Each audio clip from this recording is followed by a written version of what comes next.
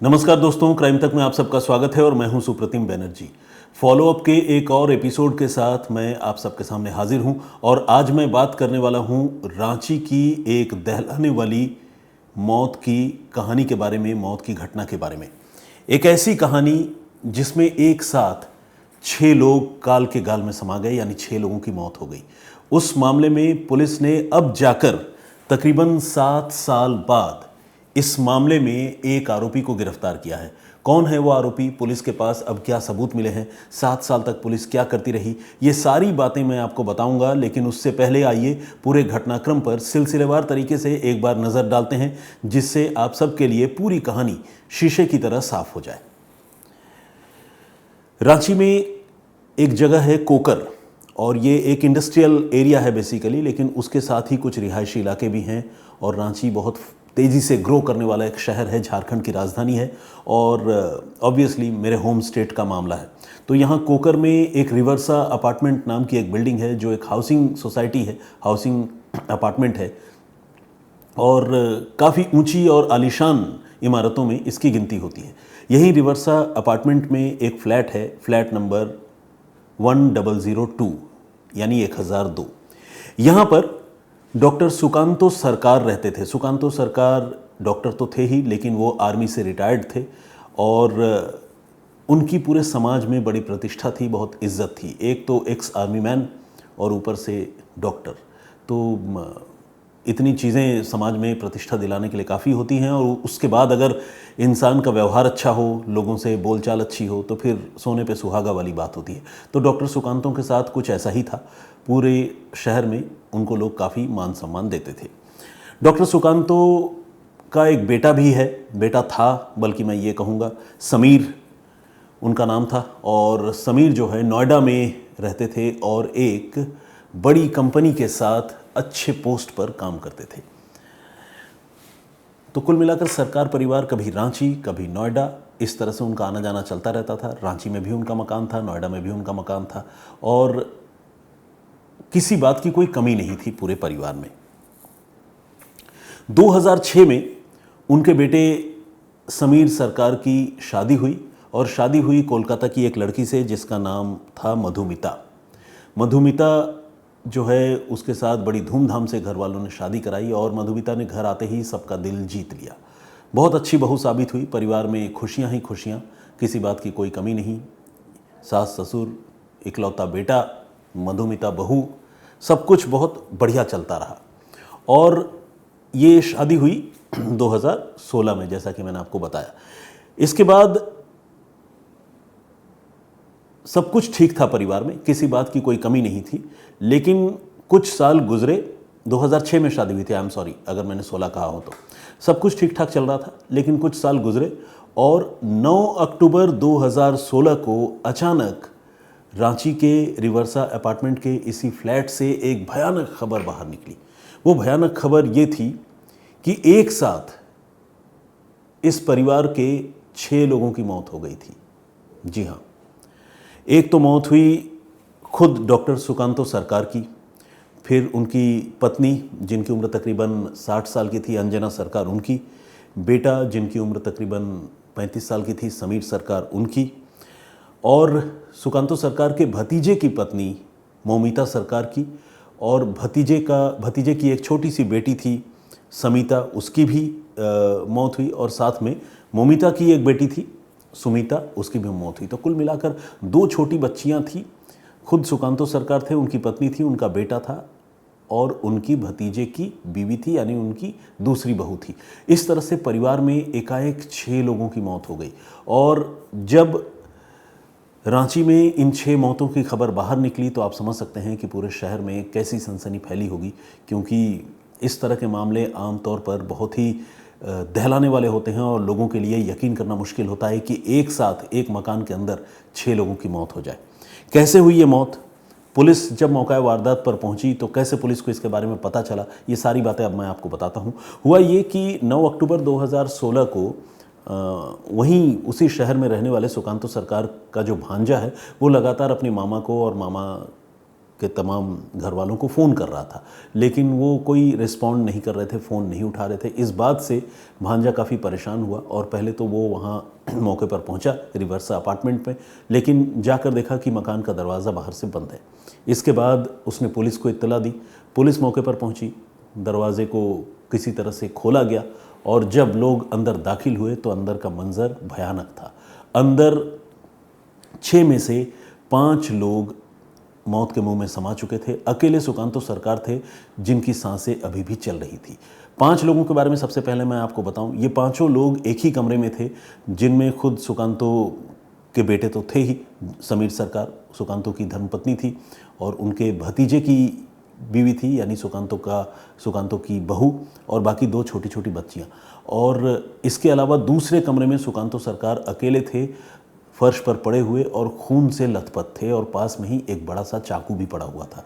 लेकिन ये जो बाकी 5 लोग थे, इनके शरीर पर किसी तरह का कोई चोट का विजिबल मार्क या निशान नहीं था।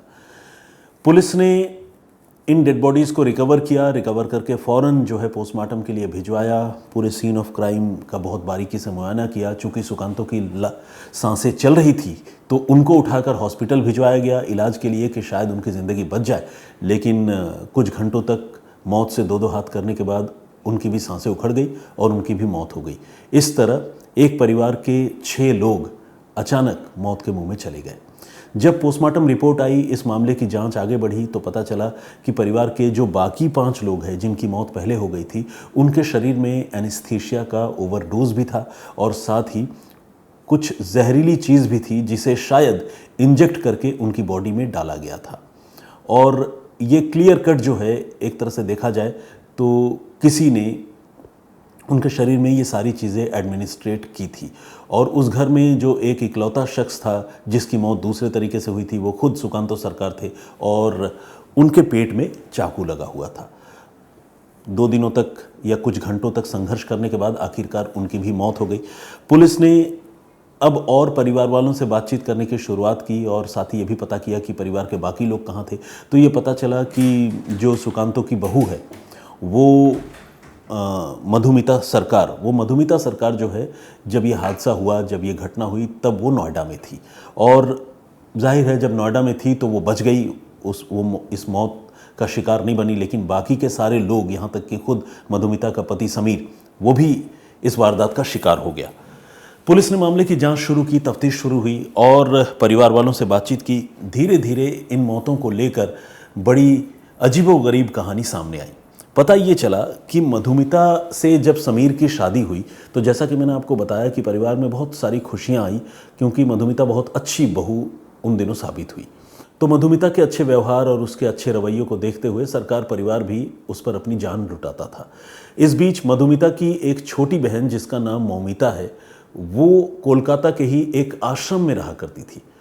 तो मधुमिता ने अपने ससुराल वालों से इजाज़त ली कि अगर वो परमिट करें तो वो अपनी बहन मौमिता को अपने पास लाना चाहती है, क्योंकि वो आश्रम में रहती है और घर में उनकी माँ नहीं है।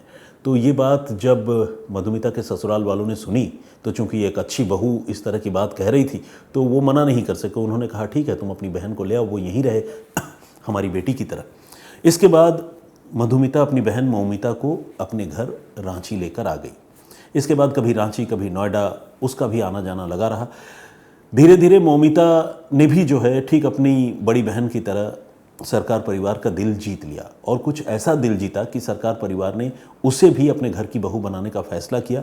और फिर सुकांतो सरकार ने अपने भतीजे जिसका नाम पार्थिव है, पार्थिव के साथ मौमिता की शादी करा दी। अब मौमिता उनके घर की दूसरी बहू बन चुकी थी, यानी सुकांतो सरकार के भतीजे की बीवी बन चुकी थी। लेकिन मौमिता रहती थी जो है वो इन्हीं के साथ, इन्हीं के परिवार में, सुकांतो सरकार के परिवार में। यानी अब इस परिवार में कुल 7 लोग थे। पार्थिव अलग रहता था, जाहिर है कभी वो अपने हस्बैंड के पास जाती भी थी, आना जाना लगा था, ऐसा नहीं है कि रिश्ते में कोई कमी थी। लेकिन सुकांतो के परिवार में जो है कुल 7 लोग थे। सुकांतो, उनकी बीवी अंजना, बेटा समीर, और जो बहू है मधुमिता वो, अब दूसरी बहू आ चुकी थी मौमिता, और दोनों मतलब बहुओं की एक एक बेटियां, यानी आप कह सकते हैं कि एक बेटे की बेटी और एक भतीजे की बेटी। तो ये उनका कुल 7 लोगों का परिवार था। लेकिन धीरे धीरे रिश्तों में ट्विस्ट एंड टर्न्स आने लगे। हुआ ये कि जो छोटी बहन थी मधुमिता की, या उस घर की छोटी बहू थी मौमिता, वो जो है सरकार परिवार के तमाम लोगों के दिलों पर राज करने लगी। और कुछ इतना राज करने लगी कि लोग जो है बड़ी बहन या बड़ी बहू से छोटी बहन को कंपेयर करने लगे और छोटी बहन पर ज़्यादा प्यार लुटाने लगे, छोटी बहू को ज़्यादा प्यार मिलने लगा। और यहीं से दो बहनों, जो बाद में आप कह सकते हैं कि जेठानी और देवरानी भी बन चुकी थी, उन दोनों के बीच में एक जेलसी की शुरुआत हुई। और जेलसी की शुरुआत ऐसी हुई कि फिर उसने पूरे परिवार को अपनी लपेटे में ले लिया। मधुमिता जो बड़ी बहू थी, उसके साथ अब उसके पति के रिश्तों में खटास आने लगी। मधुमिता ने अपने पति समीर पर यह इल्ज़ाम लगाना शुरू कर दिया कि समीर के इलिसिट रिलेशन, नाजायज़ संबंध, अपने भाई की बीवी मौमिता से है, यानी खुद वो अपनी बहन को भी इस मामले में इन्वॉल्व बता रही थी। इससे भी आगे बढ़कर मधुमिता ने इल्ज़ाम यहाँ तक लगा दिया कि ये जो मौमिता है मेरी बहन, इसकी अपने ससुर से, यानी मेरे भी ससुर से इलिसिट रिलेशनशिप हैं। अब इस तरह का इल्ज़ाम जब एक इतने प्रतिष्ठित आदमी और उनके परिवार पर लगेगा तो आप समझ सकते हैं कि वहाँ कैसा भूचाल आएगा।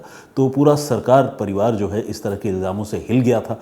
ऊपर से मधुमिता जो है अक्सर डाउरी एट्रोसिटी का केस दर्ज कराने की धमकी देती थी। कई NGOs के लोगों को मधुमिता की ओर से इस मामले में इन्वॉल्व किया गया, जो आकर वक्त वक्त पर सरकार परिवार को चेतावनी देते थे। आप चेतावनी कह लीजिए या डराने धमकाने की बात कह लीजिए, इस तरह की चीज़ें हुआ करती थी। कई बार घर में पुलिस भी आई और इसकी वजह से पूरा सरकार परिवार जो है वो काफ़ी मेंटल टर्बुलेंस से गुजर रहा था। बहुत उथल पुथल उनके जीवन में, उनकी ज़िंदगी में चल रही थी। और इस उथल पुथल का रिज़ल्ट जो है वो आया 9 अक्टूबर 2016 को। एक रोज़ पहले खुद सुकांतु सरकार ने भी इस बात का इशारा दिया था कि वो शायद कुछ कर गुजरेंगे, लेकिन किसी को नहीं पता था कि अगले दिन उस घर से एक एक कर 6 लाशें निकलेंगी और 6 लोगों की जान चली जाएगी। लेकिन 9 अक्टूबर 2016 को कुछ ऐसा ही हुआ। सुकांतु सरकार खुद तो खैर उनकी जान थोड़ी देर से गई, लेकिन उनके परिवार के बाकी 5 लोगों की पहले मौत हो गई और फिर सुकांतु की भी मौत हो गई। ये जो है मौत जो है अपने आप में बहुत दहलाने वाली बात थी। घर से कुछ कागज़ की पर्चियाँ भी मिली जिसमें मौत की वजहें भी लिखी थी और सारा का सारा इल्ज़ाम या इशारा जो है वो बड़ी बहू मधुमिता के लिए ही था, उसी की तरफ था। पुलिस ने इस मामले की जांच शुरू की थी और आपको जानकर हैरानी होगी कि तब से लेकर, यानी 2016 से लेकर इन मौतों के मामले की जांच चल रही थी और अब 7 साल बाद जाकर इस मामले में मधुमिता को रांची की पुलिस ने गिरफ्तार किया है। 7 साल बाद रांची की पुलिस के पास जो है एबेटमेंट के इल्ज़ाम जो है वो साबित होते पुलिस की नज़रों में दिख रहे हैं। पुलिस को ऐसे एविडेंसेस मिले हैं जांच में और अब पुलिस ने उसे कोलकाता से गिरफ्तार किया है और गिरफ्तार करने के बाद रांची लेकर आई है ट्रांजिट रिमांड पर। इस दौरान जो नोट्स है उनको पुलिस ने एविडेंस के तौर पर कंसीडर किया है। जो मौत से पहले इन लोगों ने अलग अलग लोगों से, नाते रिश्तेदारों से, पुलिस वालों से, अपने दोस्तों से जो बातें की थी उनकी गवाहियाँ हुई है और साथ ही पूरा घटनाक्रम को सिलसिलेवार तरीके से पुलिस ने इन्वेस्टिगेट करके आप समझ लीजिए कि एक तरह से चार्जशीट जो है पुलिस तैयार कर रही है और हो सकता है कि कुछ सप्लीमेंट्री चार्जशीट वगैरह भी आने वाले दिनों में दाखिल की जाए। तो इस मामले में इंसाफ जो है वो काफ़ी देर, मैं कहूँगा कि बहुत डिले हो गया इस मामले के इन्वेस्टिगेशन में, लेकिन अब 7 साल बाद ही सही जिस इंसान को इन 6 मौतों का कसूरवार माना जाना चाहिए, खासकर जो सबूत थे उसकी रोशनी में, उसको पुलिस ने अब जाकर गिरफ्तार किया है और वो है घर की बड़ी बहू मधुमिता सरकार। अब मधुमिता सरकार के खिलाफ ये जुर्म साबित होता है या नहीं होता है, वो बच जाती है। ये आने वाले दिनों में जब अदालत में इस मामले का ट्रायल चलेगा, जो सबूत और गवाह अदालत में पेश किए जाएंगे वो कितना परफॉर्म कर पाएंगे, इसके ऊपर ये बात डिपेंड करेगी। लेकिन ये केस अपने आप में बहुत दहलाने वाली वारदात थी। जब ये घटना रांची में हुई तो रांची के लोगों के साथ साथ पूरे झारखंड के लोग इस घटना को लेकर जो है वो सहम गए थे और इस पर बड़ा चर्चाओं का बाज़ार उन दिनों बहुत गर्म था। लेकिन अब इस मामले में जब ये मेजर डेवलपमेंट हुआ है तो मुझे लगा कि फॉलोअप में आपको इस कहानी का, इस दुखद घटनाक्रम का अपडेट मुझे ज़रूर बताना चाहिए। तो ये थी पूरी कहानी। हम उम्मीद करते हैं कि आने वाले दिनों में जो गुनहगार हैं, जो दोषी हैं, उसे इस मामले में सज़ा ज़रूर मिलेगी। आइए, जो प्रीवियस स्टोरी फॉलोअप में मैंने आपको सुनाई थी, जिसमें मैंने आपको बताया था कि किस तरह से मुंबई में एक साइकोपैथ और सेक्स मैनियक मनोज सानी नाम के एक शख्स को कुछ दिन पहले पकड़ा गया था, जिसने अपने लिव इन पार्टनर के 35 टुकड़े किए थे उसकी हत्या करने के बाद। उस मामले में जो मैंने आपको अपडेटेड स्टोरी बताई थी, उस पर बहुत सारे लोगों ने कमेंट किया है और बहुत सारे लोगों ने ये कहा है कि मनोज सानी को उसके गुनाहों के लिए बहुत कड़ी सज़ा मिलनी चाहिए और फांसी की सज़ा होनी चाहिए। आशा कुमार जो है ये लिखती हैं कि the accused in this case should get strict punishment. Vishwajeet ji ने कमेंट किया है, बहुत बहुत स्वागत है आपका। विश्वजीत जी ने कहा है, उन्होंने लिखा है लव फ्रॉम महाराष्ट्र। उन्होंने लिखा है कि शम सर और सुप्रतिम सर की तुलना करना गलत है, दोनों अपने काम में माहिर हैं। देखिए, बहुत धन्यवाद आपका इस कॉम्प्लीमेंट के लिए विश्वजीत जी। शम सर तो खैर शम सर हैं, उनसे सारे पत्रकार सीखते हैं। ऑब्वियसली मैं भी उन पत्रकारों में एक हूँ जो उनका एडमायरर हूँ। बाकी जो लोग तुलना करते हैं, मुझे लगता है कि वो लोग इस मायने में भी गलत करते हैं कि मुझे उनके आसपास लाकर खड़ा कर देते हैं। तो इट्स लाइक मतलब मुझे लगता है कि इसकी वाकई ज़रूरत नहीं है। लिटिल रेन ड्रॉप्स के नाम से भी हमारी एक दर्शक हैं, वो रेगुलर कमेंट करते हैं, बहुत बहुत स्वागत है आपका। और उन्होंने जो है मनोज सानी के ऊपर ये कहा है कि इस तरह के सेक्स मैनियक के खिलाफ जो है वो कड़ी कार्रवाई होनी चाहिए, क्योंकि गिरफ्तार होने के बाद भी वो कत्ल की बात कबूल नहीं रहा है और लगातार पुलिस को गुमराह कर रहा है। अमामोल के नाम से एक आईडी है, उन्होंने कमेंट किया है और ये टैम मेरे ख्याल से तिब्बतियन हैं, ये कह रहे हैं, और ये कर्नाटका से हमारा ये शो देख रहे थे। इन्होंने लिखा है thank you so much for the nice narration, इन्होंने ये लिखा है। बहुत बहुत धन्यवाद आपका। शंकरलाल बिश्नोई जी रेगुलर कमेंट करते हैं। लाइव ट्रेड के नाम से एक आईडी है, इन्होंने भी कमेंट किया है, no doubt your way of story telling is better than शमसर। अरे लीजिए, कमाल है। सिंगर्स सोहेल ने भी कमेंट किया है। खैर, शुक्रिया तो मैं कहूँगा आपके कॉम्प्लीमेंट के लिए, लेकिन मतलब मुझे लगता है कि वाकई इस तरह के कमेंट का कोई दोस्त मतलब नहीं है। शमसर अपनी जगह पर हैं, मैं अपनी जगह हूँ, और मेरी उनसे तुलना करने का कोई तुक नहीं बनता। ये सब बेमानी है, लेकिन आपकी जो अच्छी भावना मेरे लिए है उसके लिए मैं आपको धन्यवाद ज़रूर कहूँगा। विजेंद्र सिंह चौधरी जी ने लिखा है कि सर मैं आपके लाइव का इंतज़ार करता रहता हूँ। जे अस्मिता ने भी कमेंट किया है, ये नेपाल से हैं, और इन्होंने लिखा है कि she is a big fan of mine, so nice of you, thank you very much. Vijendra Singh ji, Harish Raina, इन्होंने भी कमेंट किया है, कीप अपडेटेड सर, इन्होंने लिखा है। और प्रदीप भाम्बू जी का मैंने जिक्र कर ही दिया। शुभम भारद्वाज जी ने भी कमेंट किया है। शंकरलाल बिश्नोई जी हैं, राजू सिंह, मौलाना निसार अहमद नागपुरी, ललन कुमार जी, सुरेश समथिंग है, मतलब ये मराठी सरनेम है क्योंकि लास्ट में वर्कर लिखा हुआ है, लथा ही वारकर ऐसा कुछ है। तो सरनेम तो मैं पूरा प्रोनाउंस नहीं कर पा रहा हूँ क्योंकि वो नाम के साथ बिल्कुल सटा हुआ है, अलग से पढ़ नहीं पा रहा हूँ, लेकिन आप समझ सकते होंगे मैं जिनका नाम ले रहा हूँ। असीम गांगुली जी ने भी कमेंट किया है, बहुत बहुत स्वागत है आपका। सिमी एसके ने कमेंट किया है, और राजेश खन्ना जी का कमेंट है। नीलेश शेलत जी का भी कमेंट आया है, बहुत स्वागत आपका। अशोक पटेल जी, उन्होंने लिखा है कि ऐसे आदमी का ब्रेन चेक करना चाहिए, मनोज सानी टाइप के लोगों के बारे में लिखा है। प्रवीण महादिक का भी कमेंट है, बहुत स्वागत आपका। और विजेंद्र सिंह चौधरी जी लिखते हैं कि सर मुझे आपसे बहुत कुछ सीखने को मिला है और मुझे आपसे बहुत प्यार भी मिला है। थैंक यू वेरी मच भाई। प्यार ऐसी चीज़ है जो मैं कहूँगा कि दो तरफा चीज़ है। आप जब किसी को प्यार देते हैं तो बदले में आपको प्यार मिलता भी है, और नफ़रत भी ऐसी ही चीज़ है। अगर आप किसी को नफ़रत देते हैं तो ज़्यादातर मामलों में पलट कर वो आपके पास वापस भी आता है। तो प्यार पर भी वो कर्मा की जो थ्योरी है ना, वो लागू होती है। खैर, बहुत बहुत स्वागत आपका, बहुत धन्यवाद आपका। प्रिया जी ने कमेंट किया है। टीना शर्मा जी ने भी अपनी बात रखी है।